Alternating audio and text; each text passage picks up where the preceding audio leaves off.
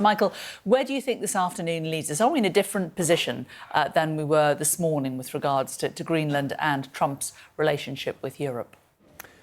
No, there might be a bit more leeway on Greenland, but I think, as Mark was saying, I mean, we don't know if the president means what he says on these occasions because he's riffing on it quite clearly. It wasn't in his speech, so he said, "Well, I won't be using force," but on the other hand, there's no alternative but to the US taking over Greenland. He might go back on that. We'll see. So there might just be an area there to develop. But on Ukraine, we're back where we thought we would be, which is to say that he says we're on the verge of a deal. And that Steve Witkoff is going to see President Putin, presumably off the back of this meeting. He'd be on his way to Moscow, we assume, at the end of this meeting. And we're no further forward because the Europeans and Zelensky and the Ukrainians have lent over as far as they possibly can. Oh, you know, they've gone up to their red lines and they've almost lent over them. So Zelensky is saying, well, you know, we can talk about a transfer of de facto power over the Donbass. We can talk about that. It'll be put to a referendum. I'll have an election.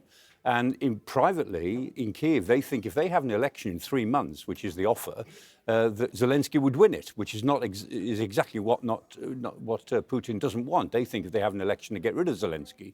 But I think the government in Kiev thinks they'd win an election if they were pushed into a quick one, which is what the offer is at the moment. So in a way, the Ukrainians are guessing that the Russians will reject the concessions that they've made, which is probably true. And there's no indication from the Russians that they've altered their position at all. So when Trump says, I've brought them very, very close together, what he means is that the Russians demand surrender, and he thinks that the Ukrainians are very, very close to agreeing that surrender. But, well, the gap may be smaller than it was, but that gap is still unbridgeable. So I think we're on the verge of the failure of this third round of the attempt at peace. The first round was in April last year, then a second round in August. This is the third round. And if you remember, Trump said, oh, well, we've got to get this done by Thanksgiving, which was the third Thursday in November. Then he said it has to be done by Christmas. So here we are at the end of January, and we're where we were just in the week before Thanksgiving. So I don't expect it to succeed.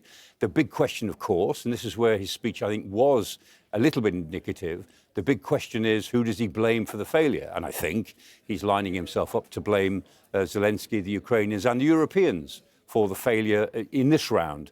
But that failure may not be obvious until Witkoff comes back from Moscow and we have another diplomatic jamboree, which also fails for maybe a week or 10 days. And then I think President Trump walks away from the whole thing and blames the Ukrainians. The question then is, if he blames the Ukrainians, will he end all military aid to Ukraine? That is, some of the intelligence help they've been giving, allowing the Europeans to buy American weapons and give them to Ukraine. He could pull the rug from under them completely, and that would be very damaging to Ukraine. Or maybe he just let it run for a while.